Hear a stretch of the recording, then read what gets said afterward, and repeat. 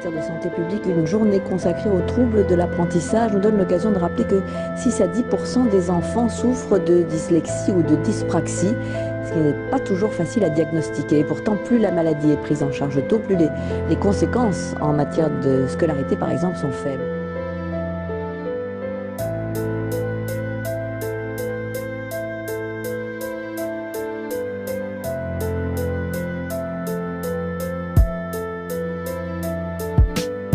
Tendre enfance, malgré des personnes insouciantes, on a tous posé le pied à terre pour aller étudier comme tout être sur terre. À l'école primaire, les profs ont voulu nous faire entrer dans le système.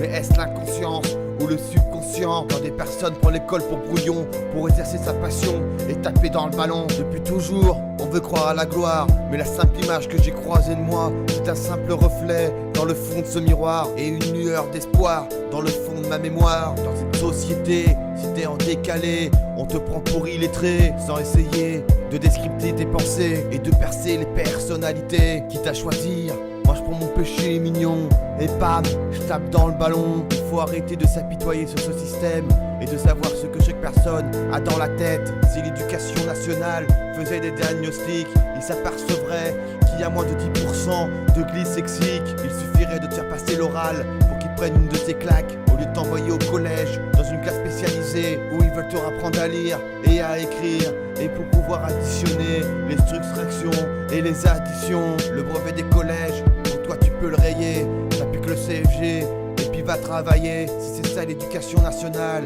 j'ai dû rater une marche et m'éclater la face. Pour toi le bac, c'est comme te prendre une claque.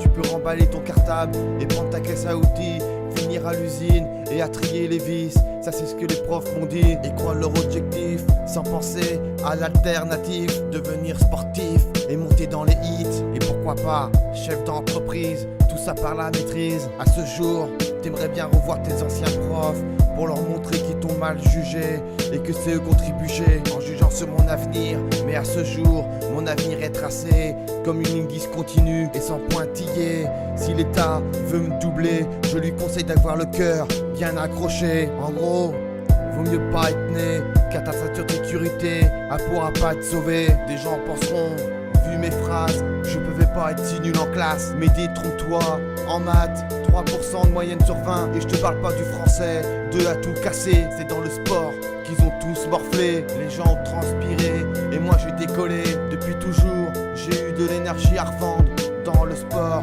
Tout a commencé dans ma tendre enfance. À l'âge de 10 ans, j'ai lâché le ballon et j'ai pris l'aviron, passé l'aviron de bronze avec une note de 20 sur 20. Fini les 3 sur 20 en maths, 3 années à m'entraîner d'affilée à la Massey, mon premier championnat à la Massey. Et me voilà recruté dans un club, la Régate Rennaise, 1 an de préparation. Et me voilà champion de Bretagne à 15 ans. Dans cette triste affaire, c'est pour le championnat de France, il fallait faire des stages payants. Mais quand tu sors d'une famille aisée, t'as plus qu'à t'arrêter pour pas passer pour un boulet. Et tu dis à tes parents que tu veux te retirer. Tes parents ne comprennent pas pourquoi on te fait la morale. Mais toi par courtoisie, tu restes calme et tu gardes ton sang-froid. Mais est-ce mal de stopper quand c'est tes parents qui croient gâcher l'avenir de son enfant? Pour ma part, à ce jour, j'ai rien à regretter. Le sport est ancré en moi, j'ai su exploiter mes réserves comme un militaire. J'ai couru des kilomètres à n'en suer de la tête, trouver mes chaussettes et sans tomber à terre. Quand ton sport est devenu une passion, ce n'est plus du sport mais un avenir qui s'écrit, même si tu peux le décrire. Et ça je l'ai bien compris, même si pour moi le sport au niveau c'est fini. Quitte à écrire une nouvelle page, je vais écrire ma vie et l'exprimer en rime.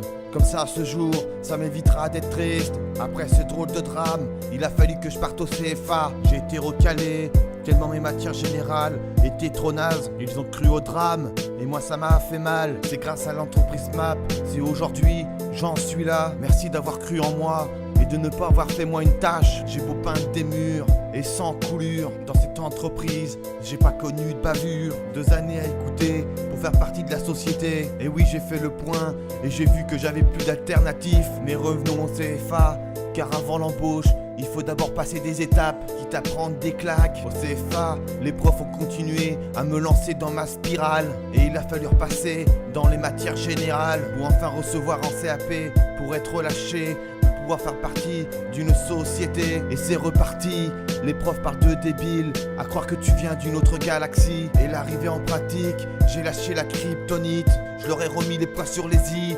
D'un seul coup, ça parle plus de glisse sexique, ça parle plutôt de Jenny. Depuis toujours, j'avais ces acquis, mais je les avais gardés pour une période de crise. Pendant toute ma vie, j'ai mené une double vie, à jouer comme un geek sur l'informatique. J'ai été pro gamer et sans vouloir te faire peur, avec mon nom acide. Si tu m'as croisé sur COD ou BF, tu peux m'oublier tellement tu as crisé. Tu t'es déconnecté et on m'a insulté. Tu peux prendre tes screenshots, mais pour toi ça sera que le choc. Tu ressentiras un blanc tellement l'image est noble. Aujourd'hui si t'es gamer, sache que j'ai tout lâché. J'ai préféré aller travailler. Déjà 11 ans que je suis en train de taffer. J'ai pas changé de métier, mais j'ai bien évolué. Merci à l'ancienneté, c'est mes capacités. Voilà, aujourd'hui je vous ai tracé ma vie, mais sachez juste une chose, c'est que je tourne pas au SMIC. Et t'auras beau sortir d'une classe spécialisée, tu vois, ça t'empêchera pas de pouvoir enchaîner au moins 2 mots d'affilée pour remettre en place les gens qui t'ont jugé. Et tu vois qu'un Secpaman, ça peut rapper dans ta cité. Si aujourd'hui mes profs m'entendraient parler, ils se diraient: l'enfoiré, il nous a bien berné. Ils ont peut-être cru que j'allais finir avec un pyjama rayé avant de la cesser en bas de mon quartier, finir incarcéré et dans un poulailler. Voilà, maintenant vous connaissez l'histoire de ma vie et je vais continuer mon script. Yeah, ça fait plaisir. Assis dans le direct du 35-2-0.